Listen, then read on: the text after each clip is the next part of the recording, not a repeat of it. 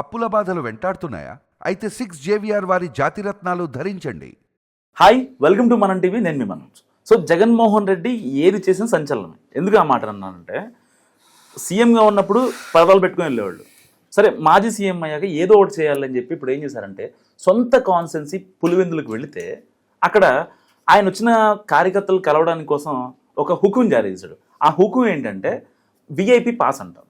So ఆయన్ని కలవడానికి వచ్చిన కార్యకర్తలు కావచ్చు, ఇంకెవరైనా అభిమానులు కావచ్చు, పలానా పనుందని కావచ్చు, వాళ్ళందరికీ విఐపి పాసులు జారీ చేసి వాళ్ళు మాత్రమే కలవడానికి పెట్టుకున్నారు అనమాట. సో నిజంగా ఇప్పటి వరకు తెలుగు రాష్ట్రాల్లో ఏ ఎమ్మెల్యే కూడా చేయని పని దుస్సాహసాన్ని నిజంగా జగన్ పాల్పడడం చెప్పుకోవచ్చు. సో అసలు ఎందుకు ఇంత హుకుం జారీ చేయడానికి అసలు ఆయనకున్న ఇదేంటి మాట్లాడదాం. మనతో పాటు అంకమరావు గారు ఉన్నారు, ఆయనతో మాట్లాడదాం. నమస్కారం సార్. ఎందుకు సార్ అంటే ఇప్పటిదాకా ఏ ఎమ్మెల్యే చేయలేదు ఇలాంటి పని? పర్టికులర్గా ఆ విఐపి పాసులు ఏంటి? ఒకవేళ పాసులు ఎవరికైనా దొరకవు, చిన్న చితక వాళ్ళకి దొరకవు, వాళ్ళ పరిస్థితి ఏంటి? వాళ్ళు నిజంగా వాళ్ళ బాధలు చెప్పుకుందామని వస్తారు. అంటే ఇక్కడ మనం గమనించుకోవాల్సిన అంశం ఏంటంటే, అతను 2009లో లోక్సభ సభ్యుడు. ఆయన లోక్సభ పరిధిలోనే ఈ నియోజకవర్గం సొంత నియోజకవర్గం. అలాగే 3 పర్యాయాలు 2014 నుంచి ఇప్పటి వరకు ఆ నియోజకవర్గానికి అతనే శాసనసభ్యుడు. ఒకనాడు ప్రతిపక్ష నేత, మొన్నటిదాకా ముఖ్యమంత్రిగా పనిచేశారు. ఇప్పుడు 11 స్థానాలకు పరిమితం అయిపోయాడు. అందులో ఇది ఒక స్థానం.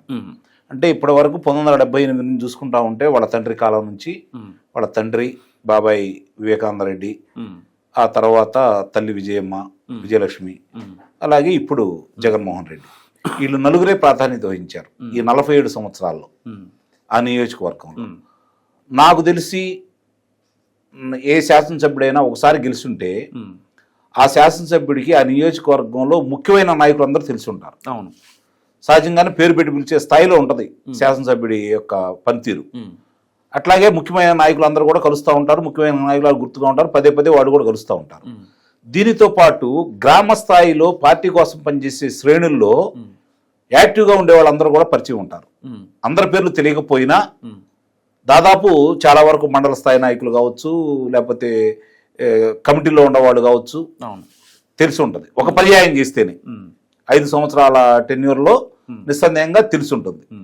అలాంటిది 10 సంవత్సరాలు పూర్తయిపోయి ఆ తండ్రికి వారసుడిగా ఆ నియోజకవర్గంలో కొనసాగుతూ ఎప్పుడు కూడా మరి విజయం సాధించుకుంటూ వస్తున్న ఆ కుటుంబ సభ్యుడై ఉండి ఈరోజు నిజంగానే అది ఇచ్చారా, లేకపోతే ఏదన్నా వేరే వాళ్ళు దాన్ని ఆ విధంగా ఫోర్స్ చేస్తున్నారని కూడా మనం ఒకసారి ఆలోచించుకోవాలి. నిజంగా గనక అట్లానే వచ్చి కలవాలని గనక నియమ నిబంధనలు పెట్టారు అంటే నాకు తెలిసి ఇంతకంటే దౌర్భాగ్యం ఇంకేం ఉంటుందని నేను అయితే అనుకోవట్లేదు. పెట్టారు సార్, ఎందుకంటే వైరల్ అవుతుంది. పర్టికులర్ టీడీపీ వాళ్ళు చేసింది కాదు, ఎందుకంటే పులివెందుల ఆ సర్కిల్ తిరుగుతున్నది అనమాట. అదే అంటే అందుకే నేను వివరణ కోరుతున్నాను. ఇప్పుడు అక్కడ నాకు తెలిసినంత వరకు ఇప్పుడు ఈ పర్యటనే అతను చివరిది అనుకుంటున్నాను నేను ఆ నియోజకవర్గంలో. ఎందుకంటారు? ఈ పెద్ద సమయం లేదు లిక్కర్ కుంభకోణంలో అదుపులో తీసుకోవటం. ఒక్కసారి గనక అతన్ని కారాగారంలో తీసుకుంటే దాదాపు 10 సంవత్సరాలు బయటికి రాడు. రాసి పెట్టుకోండి మీరు, 10 సంవత్సరాలు బయటికి రాడు. రాజకీయ జీవితం పరిసమాప్తి అయిపోతుంది పక్కా ఆధారాలతో. అసలు అందులోకి ఎలాంటి సందేహం కూడా మీరు పెట్టుకోవద్దు. మరి అలాంటి సమయంలో ఈరోజు అక్కడున్న పరిస్థితుల్లో నిన్నగాక మొన్న తన కంచుకోటలో తెలుగుదేశం పార్టీ జెండా ఎగరేస్తే ఇంకెంత యాక్టివ్గా ఉండాలి ఆయన, జనంతో ఇంకెంత బాగా మమేకమైపోవాలి.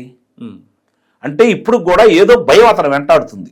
ప్రజలను కలవాలి అంటే పర్టికులర్గా భయం అతను వెంటాడుతుంది. లేకపోతే అతను వెనకమాలు ఉన్న వాళ్ళు, అతను నడిపించే వాళ్ళు ఆ విధమైనటువంటి నియమ నిబంధనలు ఏదైనా పెట్టారా? వేరే వాళ్ళు ఎవరు నడిచే మనిషి అయితే నేనైతే భావించట్లేదు అతను. మరి అదృశ్య శక్తి ఎవరు?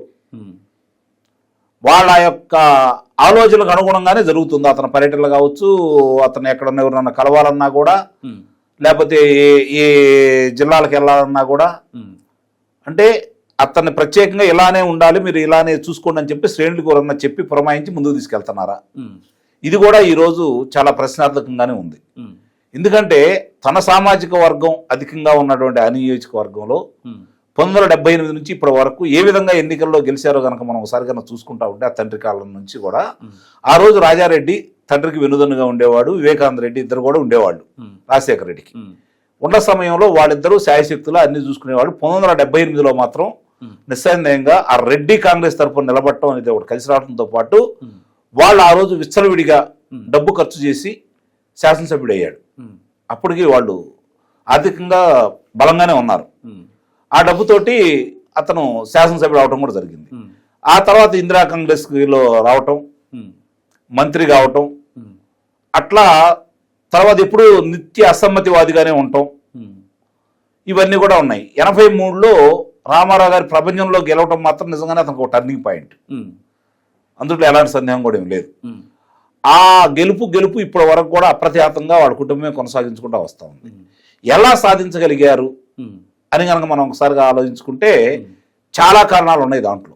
ముఖ్యంగా ఏంటంటే ప్రతిసారి అసమ్మతి నేతగా ఉంటాం, పార్టీ మీద తిరుగుబాటు బావుట ఎగరేయటం, పార్టీలోనే ఉంటూ అసమ్మతి నేతగా ఉంటాం, ప్రతిసారి అతనే ముఖ్యమంత్రి అనే అభిప్రాయం కలగజేయటం, తరువాత అధికారంలోకి వస్తే ఇతనే ముఖ్యమంత్రి అనే భావన అక్కడ ఉన్నటువంటి శ్రేణుల్లో కలగజేయటం, రెండోది ప్రతిపక్షానికి సంబంధించిన నేతల్ని నయానో భయానో ఒప్పించుకోవటం, వాళ్ళ నాన్న యొక్క కార్యక్రమాలు అతనికి క్షుణ్ణంగా తెలుసు కాబట్టి ఆయన చూసి మిగిలిన వాళ్ళు కూడా సరెండర్ అయిపోవటం, ఇలాంటి కార్యక్రమాలతో ఇప్పుడు దాకా కొనసాగించుకుంటూ వచ్చారు వాళ్ళు. వాళ్ళకి తొలిసారిగా ఎదురు దెబ్బ ఎక్కడ తగిలింది అంటే 1996లో ఉమేష్ చంద్ర గారు ఎస్పీగా ఉండగా అక్కడ కొంచెం ఇబ్బందికర పరిణామాలు వచ్చినాయి. అదే కనుక కొనసాగించినట్టయితే వాళ్ళకి ఇబ్బంది జరిగేది 99లో కూడా. 99లో ఆయన ఏం చేశాడు, ప్రతిపక్ష నేతగా 96లో లోక్సభ సభ్యుడిగా ఉంటూ 99లో పోటీ చేశాడు. పోటీ చేసినప్పుడు ఏ విధంగా సవాల్ విసిరాడు, ఈ తరం కనుక కాంగ్రెస్ అధికారంలో రాకపోతే, చంద్రబాబు నాయుడు ఓడిపోతే, తెలుగుదేశం పార్టీ ఓడిపోకపోతే నేను రాజకీయ సన్యాసం తీస్తాను అన్నాడు. రాజకీయ సన్యాసం చేస్తానన్న వ్యక్తి 99లో కాంగ్రెస్ పార్టీ ఓడిపోయింది, తెలుగుదేశం పార్టీ అఖండ విజయం సాధించింది, 44% పైన ఓట్లు తెచ్చుకుంది, 181 స్థానాలు వచ్చినాయి తెలుగుదేశానికి. మరి ఆ రోజు ఆయన రాజకీయ సన్యాసం చేయలేదు అంటే దీన్ని బట్టి అప్పటి నుంచి అర్థం చేసుకోవాలి వాళ్ళు మాట మీద నిలబడే వ్యక్తులు కాదు అని చెప్పని. అలాంటి ప్రస్థానంలో వాళ్ళు ఆ నియోజకవర్గాన్ని బయట వాళ్ళు రాకుండా భయభ్రాంతులకు గురి చేసి వాళ్ళకి మాత్రమే సొంతం అనే భావనలో వచ్చారు. అట్లానే 2014లో 9 స్థానాలు ఇవ్వటం, 2019లో 10 స్థానాలు ఆ జిల్లా ఇవ్వటం నిజంగానే శత్రు దుర్భేద్యమైనటువంటి జిల్లా అనే అభిప్రాయంలో వాళ్ళకి వచ్చారు. కానీ ఈరోజు పరిస్థితులు మారినాయి. 5 సంవత్సరాల అధికారంలో చూసిన తర్వాత, జగన్మోహన్ రెడ్డి పరిపాలన చూసిన తర్వాత వాళ్ళు చెప్పే ఎన్ని అబద్ధాలు, వీళ్ళు చేయలేరు, తన స్వార్థం, డబ్బు, అధికారం తప్ప ప్రజల గురించి ఏమాత్రం పట్టదు, ముఖ్యంగా ఆ నియోజకవర్గ ప్రజల గురించి కూడా పట్టించుకోలేదనే అభిప్రాయం బలంగా ఉంది. ఇప్పుడు ఇంకోటి ఏంటంటే మీరు గతంలోనే చూశారు, ఆ నియోజకవర్గం వెళ్ళిన సందర్భంగా అక్కడ గుత్తేదారులు ఎవరైతే పనిచేసిన వాళ్ళు ఉంటారో వాళ్ళకి డబ్బులు రాలేదని చెప్పని తిరగబడ్డ సందర్భం కూడా మనం చూసాం. సో ఇలాంటి ఇబ్బందులు ఏమన్నా ఉంటాయేమో అని చెప్పని రిస్ట్రిక్షన్ ఏర్పాటు చేసుకొని కొంతమందిని మాత్రమే కలుసుకోవడం కోసం ఆ పాసులు ఇష్యూ చేశారని అయితే నేను భావిస్తున్నా. నిజంగా ఇది మాత్రం అతనికి చాలా పరాభవం కింద లెక్క నా ఉద్దేశంలో. ఎందుకంటే ఒక ప్రజాప్రతినిధి అయ్యి ఉండి ఫలాని వాళ్లే కలవాలి అని చెప్పని పాసులు ఇస్తే కల్పించుకునే పరిస్థితి రావటం అంటే ముఖ్యమంత్రిగా ఏ విధంగా ముందుకెళ్ళగలడు, ఏ విధంగా నమ్మకం ఏర్పాటు చేసుకోగలడు? ఇప్పటికే నమ్మకం కోల్పోయారు. కాబట్టి ఇవన్నీ కూడా అతనికి ప్రతికూల ప్రభావం చూపుతాయి అని అయితే నేను భావిస్తున్నాను. Thank you sir. సో ఇది అంకమరావు గారి అనాలిసిస్. చూస్తూనే ఉండండి మనం టీవీ.